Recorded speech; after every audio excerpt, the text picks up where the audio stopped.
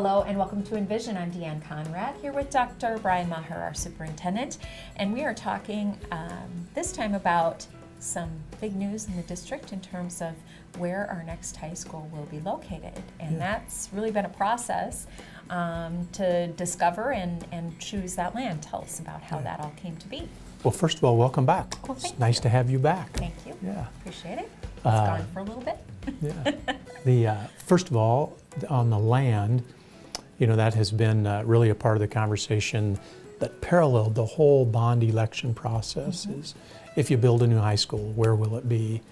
And that was from the task force. The charge that was put in front of the school board was build this in the northwest quadrant of the community. So our focus really was in that piece of the community to try to figure out where does it make sense to build a high school. Fortunately, there were more landowners that came forward than we had ever anticipated when we started that process. And then we put a group together to vet the different options that we had there, and ultimately came up with the land that we picked, which is very near CTE and STI in the northwest quadrant of our community. What did that land have that made it appealing and made it the right spot for our next high school? It's a really good question. There were several things. Number one, the land itself had great synergy with other educational neighbors. Career and Technical Education Academy is right, it's walking distance, even though we'll probably never have a student walk it. It's very close in proximity to where the new high school will be. Southeast Tech, walking distance, although we'll probably never have anybody walk it. They're very much from a proximity standpoint, an ease of transition standpoint, both of those facilities are right there next to the new high school. And also as part of that is New Technology High School, which is right there, very close, and we're wondering what sort of synergies we can get between those two buildings as well. So those three educational entities right in very close proximity to the new high school will be something that really separated that land from all other pieces of land. Then you throw in access. What do the roads look like to the facility, from the facility? What does the city say about roads in the future, and how will we be able to get around that particular site? Also, city transportation, bus service lines, those sorts of things, all really played into that piece.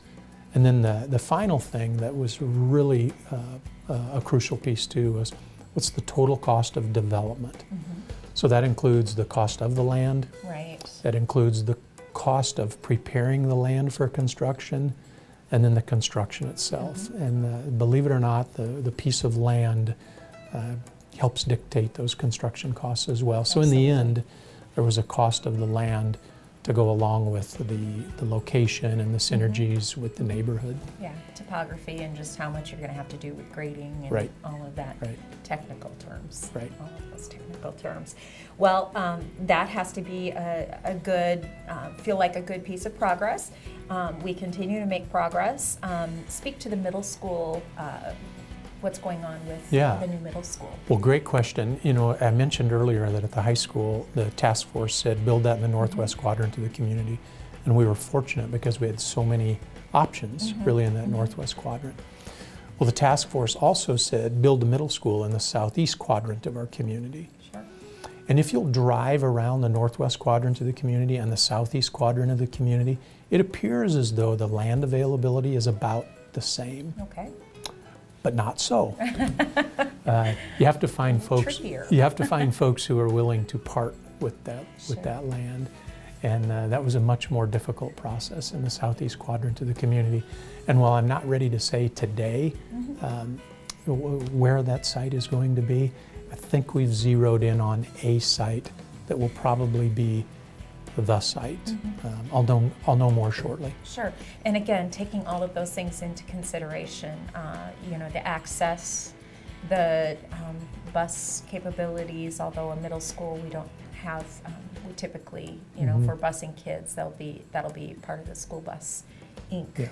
Group and development, but still, All of the same issues pertain in the southeast quadrant to the community as those that I described in the northwest quadrant to the community.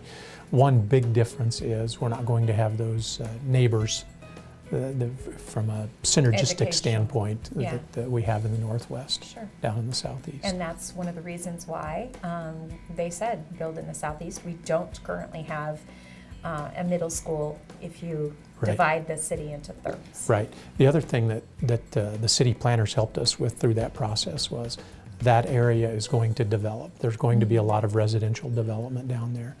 And so we really think that once we build the middle school, we're building it hopefully with the sense of prophecy of where that development is going to be. And so we'll have a good neighborhood to really have that middle school be an anchor for the folks in the neighborhood. Good, very good. Well, lots of exciting developments, but yet much to do in terms of carrying out our plan. Much to do. Yeah, much to do, for sure. So thank you for joining us today for this update, and we hope you'll tune in again to Envision to find out more about what's happening in your Sioux Falls Public Schools.